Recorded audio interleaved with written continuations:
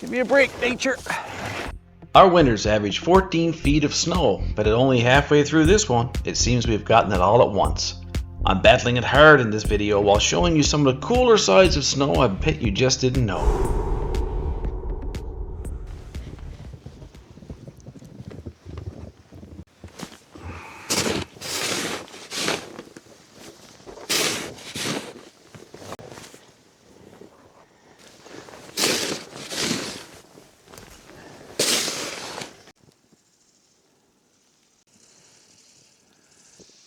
We have frightening levels of snow on the go here now. My camper is hammered with snow as well. There's actually a sea-doo underneath that snow somewhere.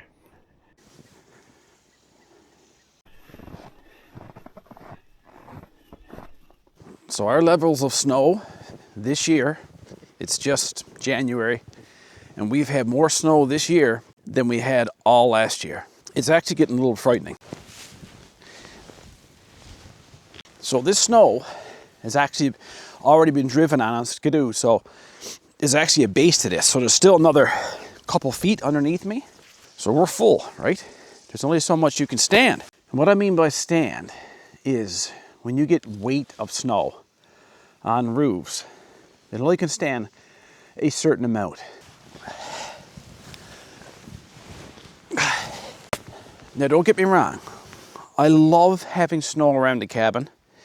Snow is one of the best insulators you can get.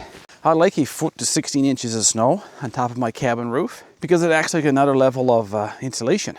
Around the base of your cabin, you'll notice like before you get snow and the temperature gets cold, your cabin floor will be freezing cold. But as soon as the snow gets packed around your skirting or on the bottom of your cabin, your floor feels warm. Snow tells you other things. It's melting here, which means I have an issue with heat escape in this valley in between my two roofs. This one and this one, there's a valley shoots up there, and I'm getting some heat escape up there because these ice candles are forming.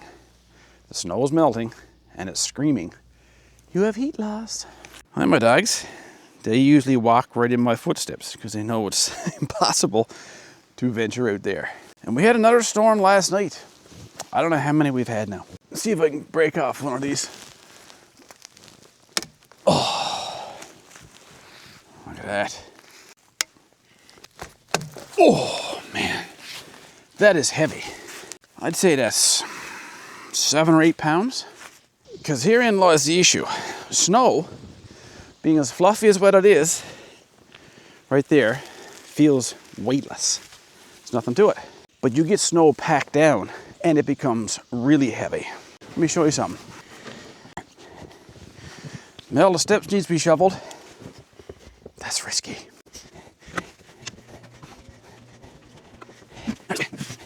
All right, let's weigh this bucket.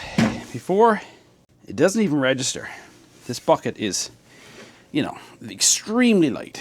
It's about 1/4 pound on top of whatever I pack in there now. Now, where can I find some snow to shovel in this bucket, I wonder? One shovelful is not too bad. But what happens with snow over time? It settles down. We say the snow is settling. You need that, right? In order to get on your snowmobile and travel in the woods in any sense. If not, you'd never make it through the woods. Okay, that's one packed bucket of snow. Okay, see what she says this time. 10.4 pounds. So that one bucket is 10 pounds. How many buckets do you think are on top of that roof? Hundreds and hundreds. And on top of that roof. But there's one roof I'm more concerned about than any other roof. I mean, this one is bad. That's my old cabin. It's now my garage or place where I work at stuff.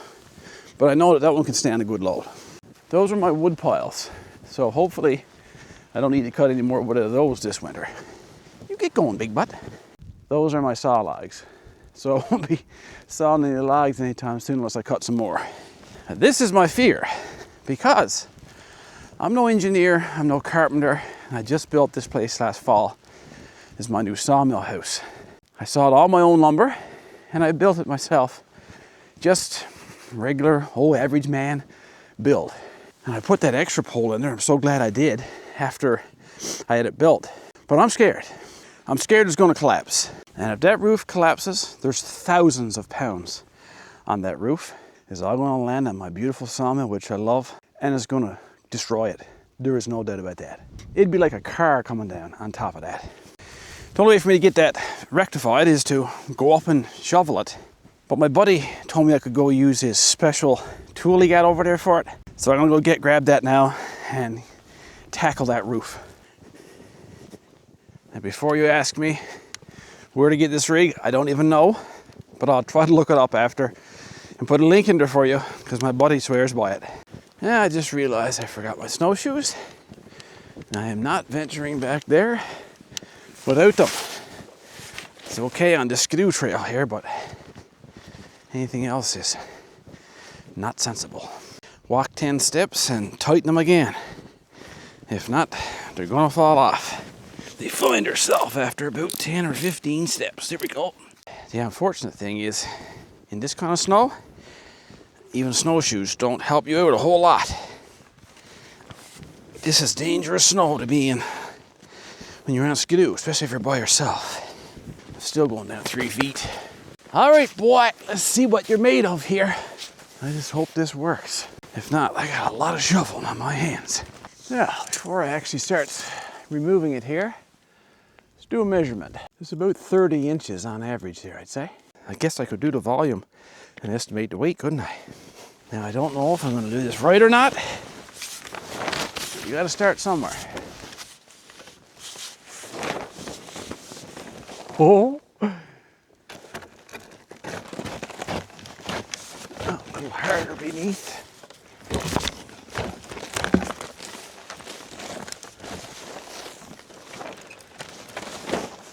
We'll just stick to the upper layer.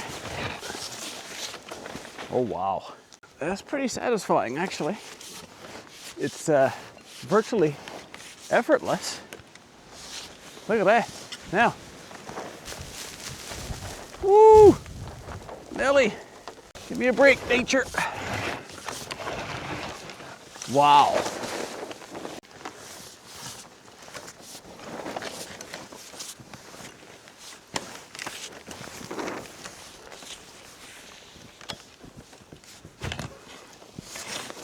That's pretty amazing. I'm not even working hard. That would be 50 or 60 shovelfuls of snow, I'd say. And it took me maybe a minute and 20 seconds. You know what? I'm thinking if that roof was on a steeper grade like that, you wouldn't even be able to pull it back. It would just slip right off. Oof. I'll try it on my cabin roof after because it's a lot steeper. Are you too, Willow? Down the hole. There you go, double shaker.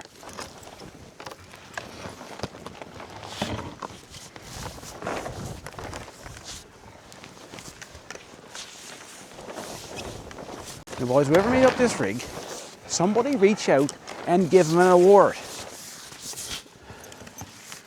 Go live up north for a year, they said. It'll be fun, they said. Well, it's been 31 years now. Do I consider it fun? Ask me in July. And people say, come join the gym with us, Chuck. As part of a New Year's resolution. No, boy. Every single day is a gym for me.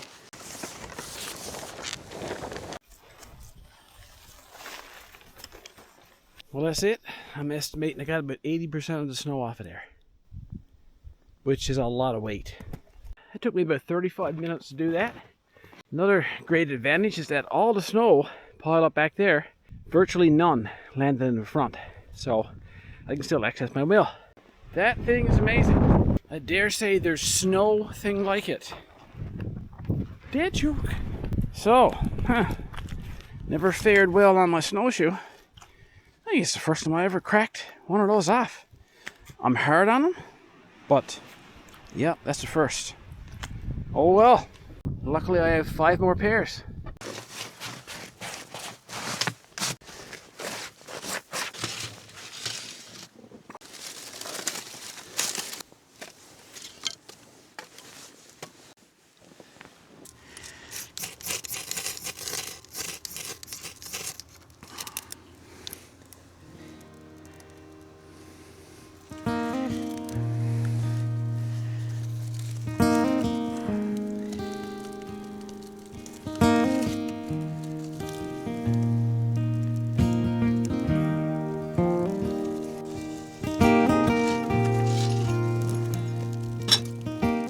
This is my late father's kettle.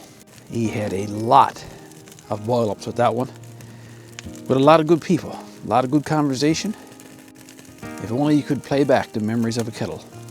A bit of hot chocolate today, cold winter day.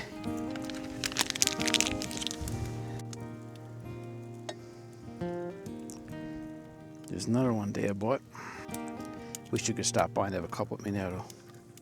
Now this should work a lot better on this roof where it's so steep. Oh yeah, it falls right off.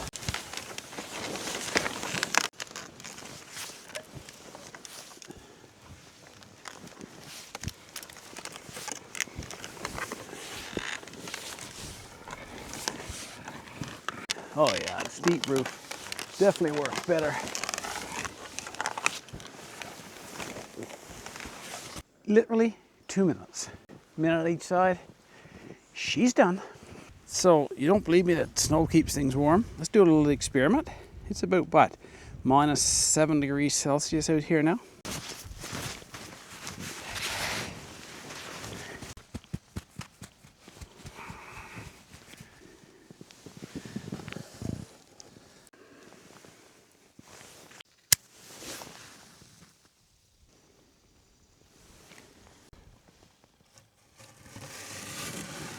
Give that 5 minutes now. See what the temperature is then. This is the biggest challenge yet. Again, I'm not worried about it. This place is more than structurally sound. But let's head up to the solar panels, because that is what's causing us trouble right now. Now you can see the snow is almost interfering with the sun striking the solar panels, and I've never seen that. As I mentioned in the beginning of the video, we can get 12 to 14 feet of snow in winter. Now that doesn't mean that 12 or 14 feet stays on the ground.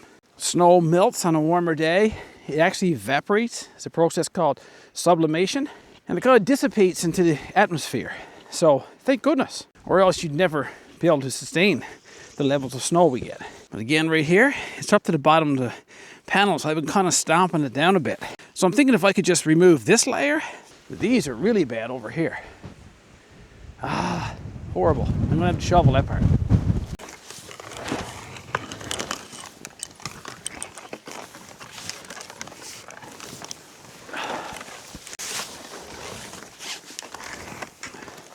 Massive difference. You can see straight to the panel now. Okay, it's been about 10 minutes. Let's go check our little heated igloo we got there. I just blew the candle out. Look at that. What's that? 1 or 2 degrees above? So that's almost 10 degrees warmer. Just with a little tiny candle going.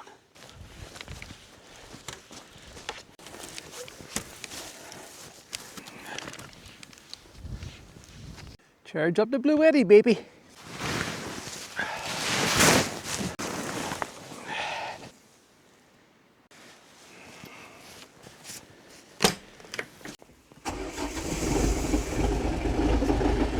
Loves it, I do, loves it. That was the easy part, boys.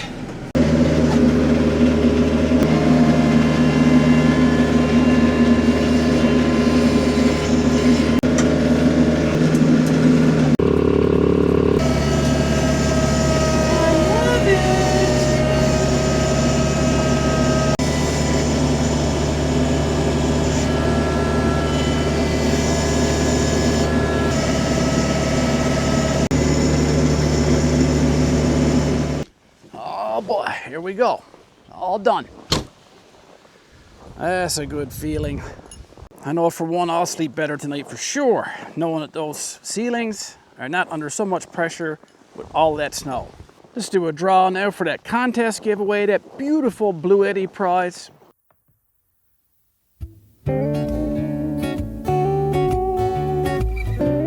And congratulations, you got a wonderful prize there. Thank you all for entering that contest, and thank you all for watching the videos. And until the next video, take care of each other, get outside and enjoy everything outdoors. And we'll see you next time. Guaranteed. We'll see you next time, guaranteed. Now just wait 2 days or so before it snows again. Get outside.